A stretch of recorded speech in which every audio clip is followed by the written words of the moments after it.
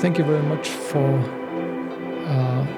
inviting me for this exciting meeting and also for contributing to this discussion on the learnings and on the potential improvements of what we can do better in clinical trials in the future. And I have to echo some of the topics you mentioned, Gail, but at the same time, I'm sure, although Ruben, you and me will have a broad common ground, we will paint the same picture somehow differently, including slopes on FRS, including criteria and stuff like that. So I will put also the same issues in my presentation, and I think in the discussion part we will exchange more intensively on that. So I think that in trials there are three major determinants that influence the likelihood that the trial will be positive. One is the investigational drug and its ability to engage with the target. And the second domain is the trial criteria or the population criteria we find. And the last one is the outcome parameters to actually detect any effect of the investigational drug.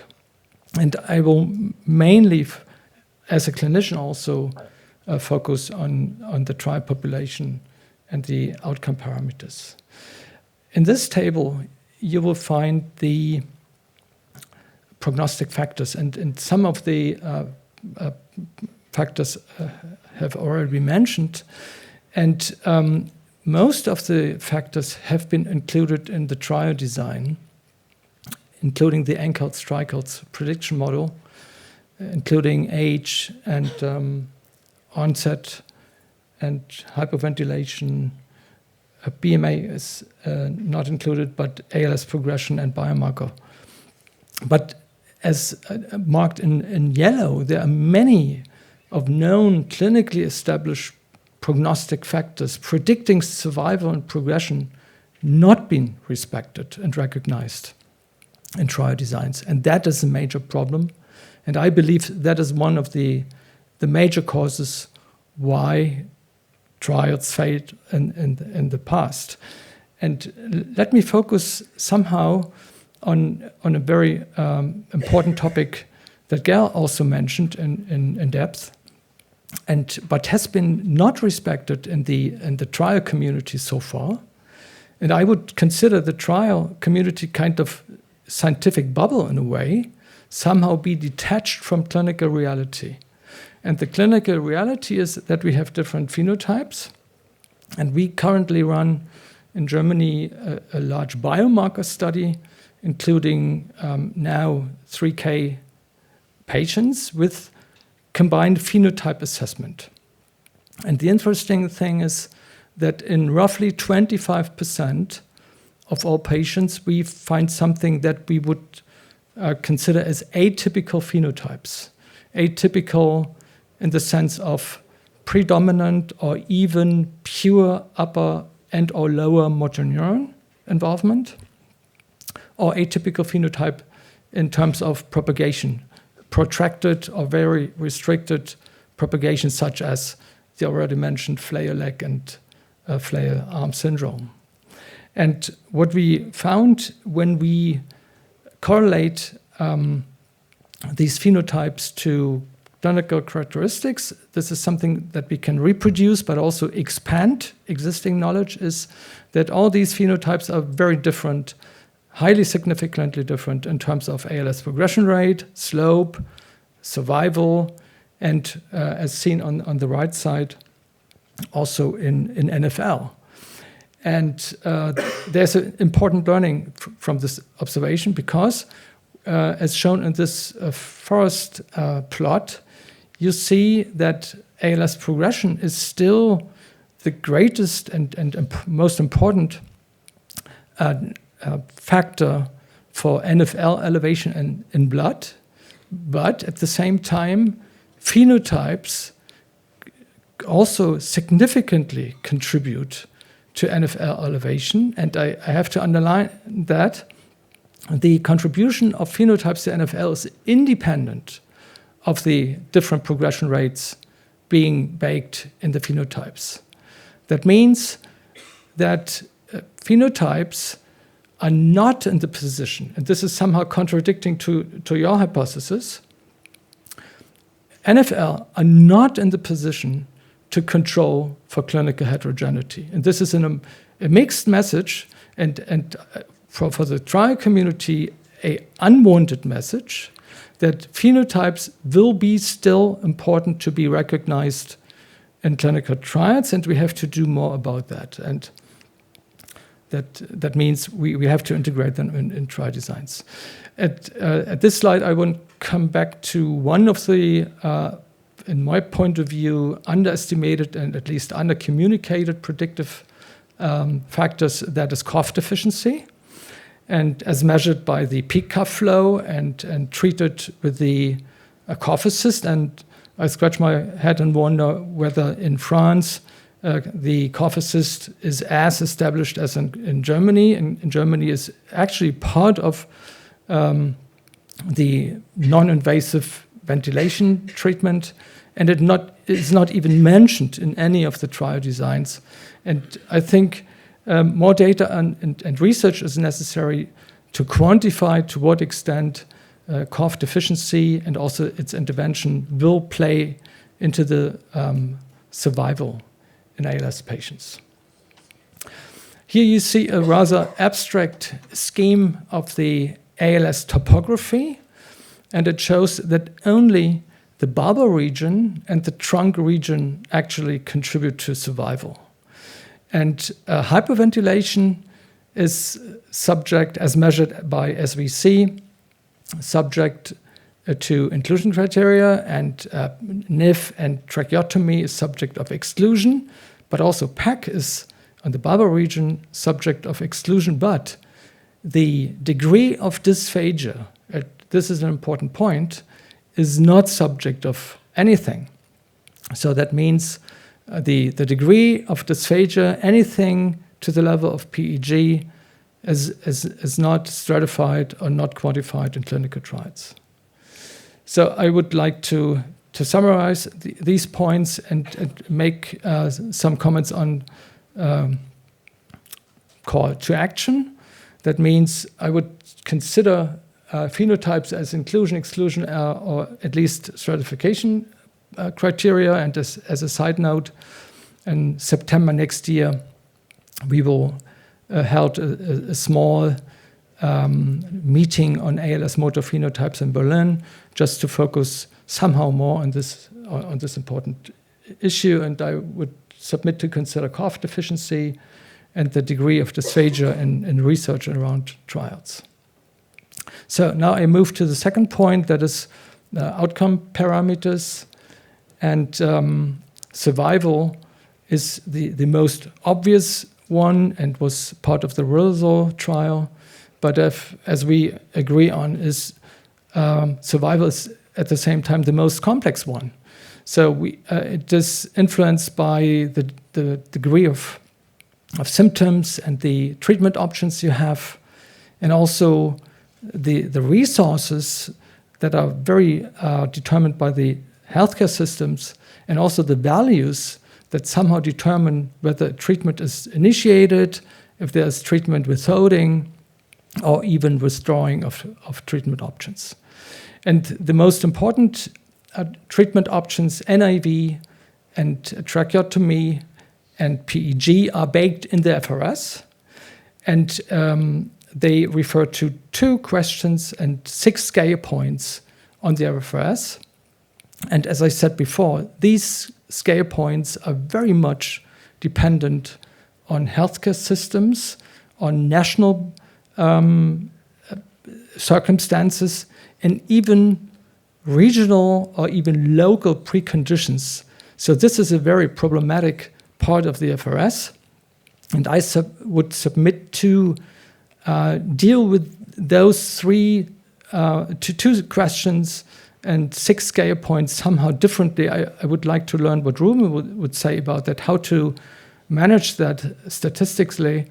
And I would propose to at least sub-analyze the FRS without those problematic scale points. Now I move to slope. So I'm more optimistic about slope as you were. So and I have reasons for this optimism, I have to say, because we have so many data on FRS, and a new domain of FRS, which is much longer pre-baseline than within clinical trials. So I show the same slide as you have shown, in a way that we have got 3 domains in order to control clinical heterogeneity, which we were aware of. And this is slower and intermediate and faster progressing ALS. And what you can see on the right side, despite this 3 groups, we still have a lot of heterogeneity within these subgroups, and it's very complicated to get control of this heterogeneity. And how problematic it is shown in the tofersen trial you also mentioned. So I put another table up on the screen, and this is the patient's characteristics and of the tofersen trial, and it shows the problem. So it was meant to analyze the faster progressing subgroup, and everything was about the faster progressing. And it was well defined. Everything above 0.9 was considered a fast progressing. What happened? What happened? It is very open communication in this New England Journal of Medicine paper. You can see that in these faster progressing group, patients with slower progressing ALS sneaked in this group. And what you can also see is, in terms of heterogeneity of the group, that very aggressive patients were allowed to enter this group, patients with a slope of 8. That means they lose 8 scale points per month. And this is very specific. So it takes me 2 years to see in clinical practice one patient with a progression rate like that. And we have a follow-up of 700 ALS patients. So that means that this trial allowed very slow patients and very aggressive one, and it was not nicely balanced, as seen also on the NFL signal. So, and the only reason that this trial was positive, because it was somehow rescued by NFL. It was negative on FRS because the heterogeneity was not managed well. And it was also rescued by the regulatory flexibility of the FDA and the EMA. And a similar thing you will see also in a negative phase 1 trial that was just recently published. And I regret that the program was terminated prematurely, I guess. So that is also a Biogen study, and the same thing, or a similar thing you see, not that drastically, but in a way, also the 60 milligram group and the 90 milligram group were not nicely balanced. And you also see it on the NFL signal. So what I would propose for the future is to use more pre-baseline data to predict more reliably on the post-baseline slope. And I think that there are ways to do that. And that means to extend the pre-baseline assessment period, not just these famous 3 months, but 2 years, 1 year, 4 years, whatever the trial inclusion criteria allow.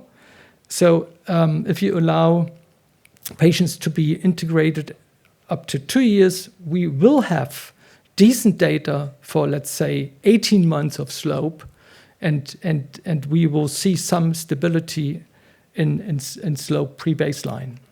And this is what this is some sweet spot for me to talk, because this shows the ALS app, and the ALS app is something that allows patients to do self-assessment of the FRS just after diagnosis.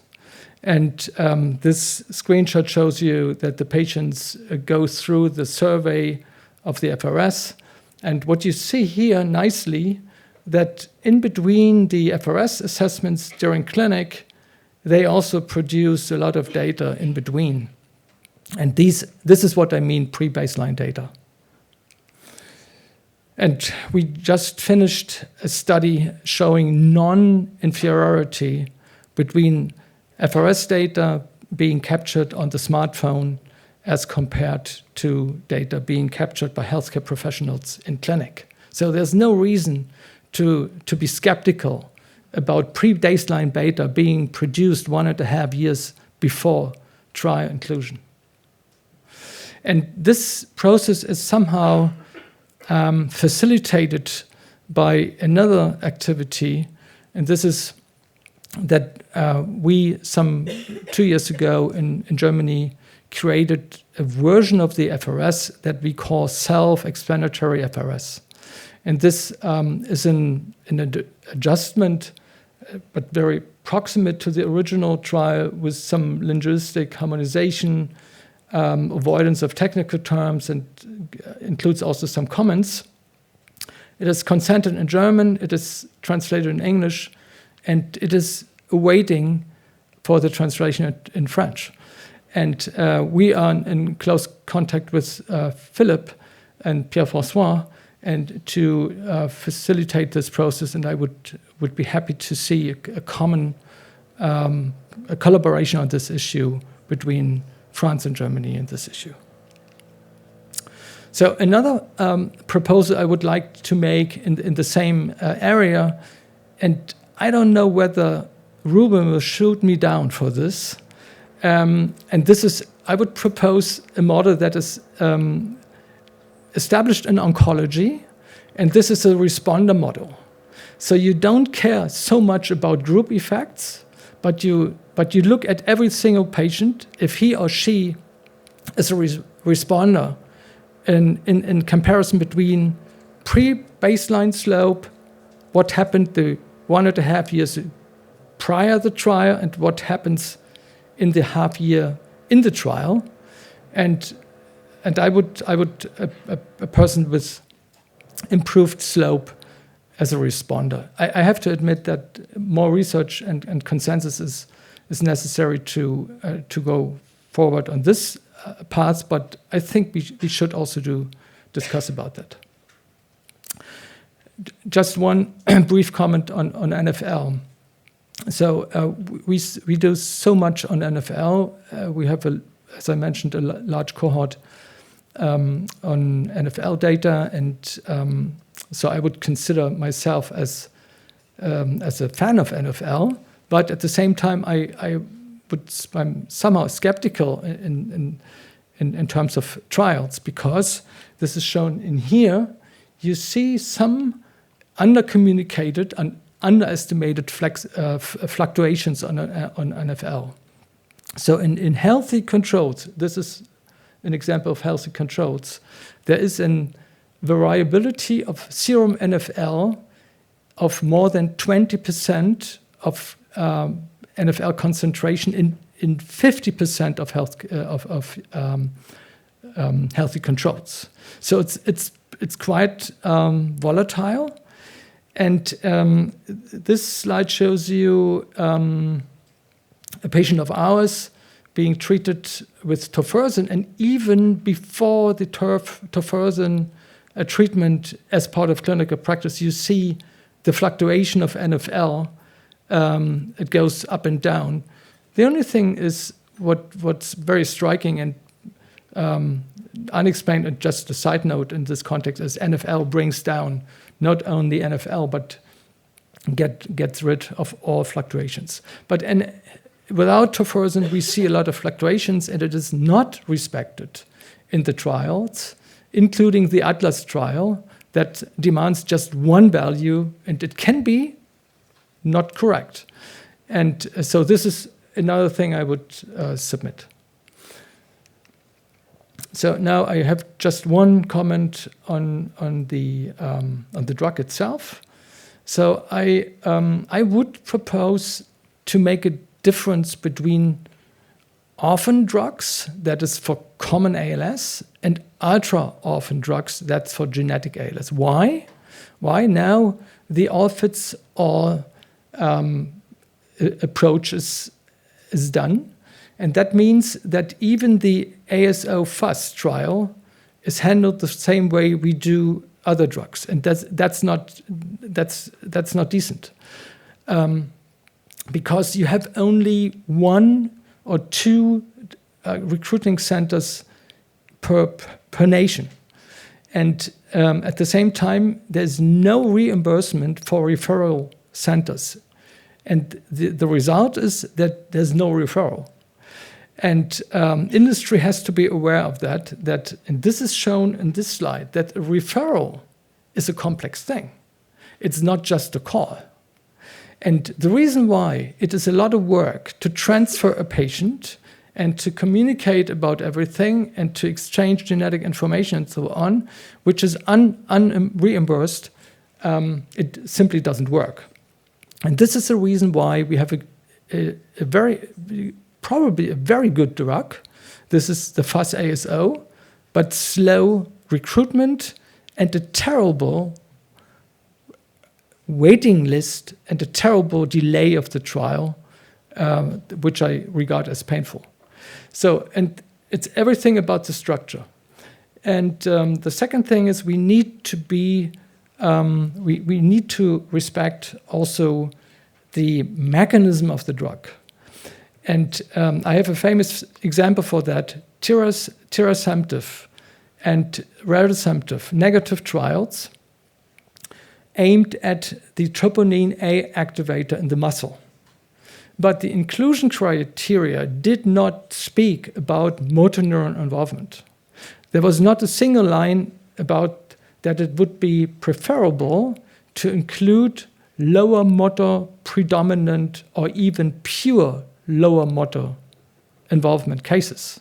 So in this protocol, to say it to the extreme, it would be also allowed to include upper motor neuron predominant case, although there's no realistic target engagement possible. So because the trial design did not respect phenotypes.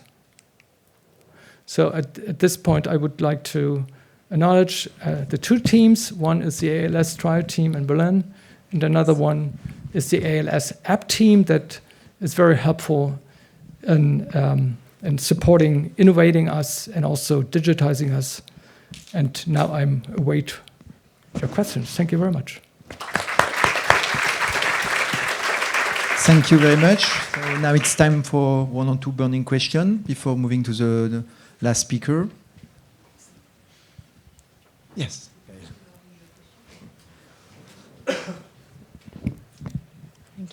Thank you, Thomas. I have one burning question considering slope. If I understood correctly, the hypothesis is that if we acquire more baseline before baseline data, more data before the baseline of the trial, then we will get a slope which will be more reliable. That's it? Yeah. But I think there is also one thing to consider. It is the time point at which we are starting the trial, because it is probably not the same thing for a patient who is included 1 year after onset and a patient who is included 2 years or maybe 36 months after onset.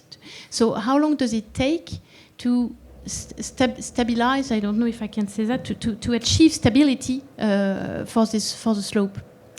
Yeah, so actually in the Hamatami paper you mentioned, so the problem with this paper is one thing. It was published by industry, and those guys have never seen a real patient. That's first thing. Which paper do you? The Japanese paper you mentioned. Ah, yes. So that's one thing. My question was more about the required paper.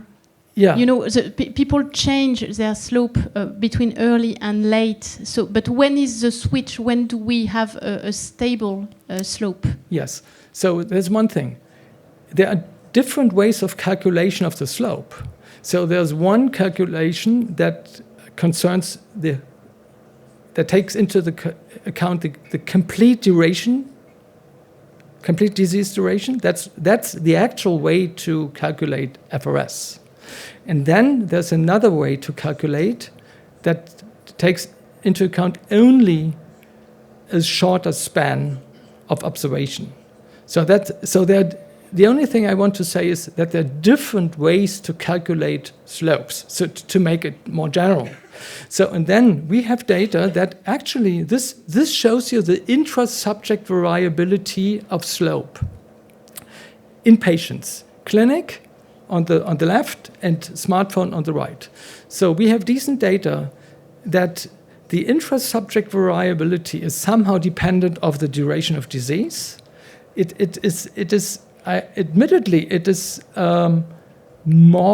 becomes higher in patients that are more progressed, and where also respiratory items come into play. But in the end, it is still a very slow, a very low intra-subject variability in the early phase of the disease and the late stage of disease, with high FRS total scale, with lower scales. So I think what we can do is we could observe single patients if they have a low intra-subject variability, and if they perform nicely, then we could also allow them into trials. Okay, this is because I tested this question of the variability of the slope in our Paris database, and in fact there are several profiles of patients. There are patients for whom the first year disease slope will be the same as the whole disease after death. Finally, this is the only real slope that we would calculate. Yeah. And some patients for whom indeed we have a huge variability between the beginning and the late stage, but I tested it, so it's just a test. The inflection point, the time when it becomes more a proxy of the real slope, is really variable between patients. So I think it's one parameter more to take into account. Yes.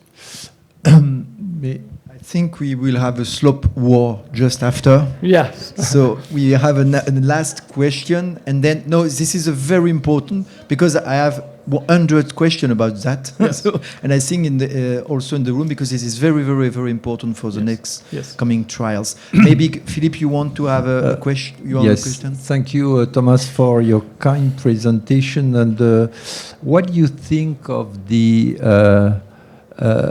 absence of target engagement in most trials for primary or secondary endpoint?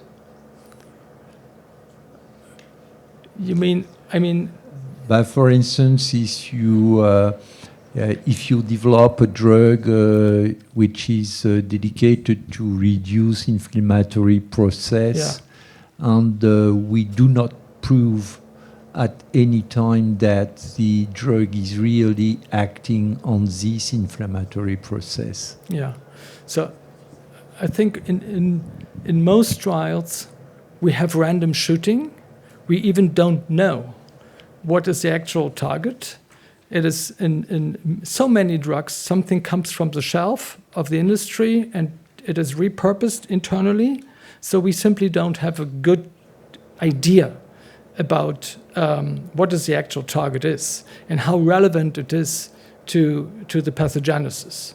So industry tends to retrospectively, adjust power slides and bring up, some ideas such as inflammation and try to justify the random shooting. That's one situation we have.